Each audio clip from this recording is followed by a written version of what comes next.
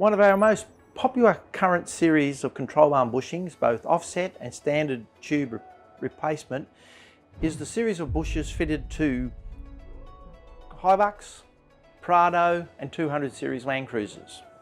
The bushes come in several different shapes and sizes: large bush, smaller bush and half shell bushings. They come unassembled, and it is important when fitting them to the vehicle that the assembly process is followed carefully. Point number one, take the bush,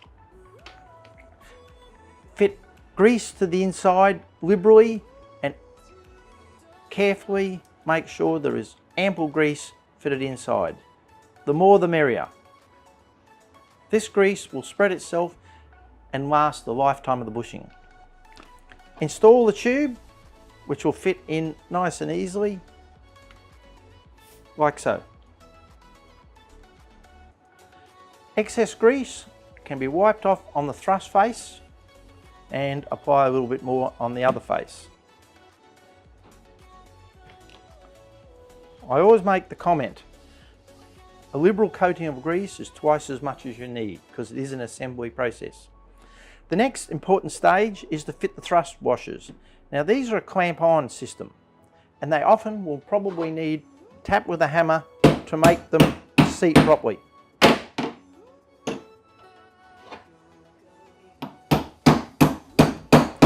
It's important that when they are seated properly that they are flush with the center end of the tube. This will make installation in the vehicle easy. Just a gentle tap will install them. Then they need to be pushed into the control arm, and that is subject of another video.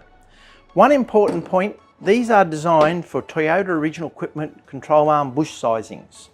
The diameter of this hole has to be the same as original Toyota. If it is undersized, which is quite often common in aftermarket control arms, when fitting you'll have troubles with extra compression of the shell, which in turn will put overload on the center tube.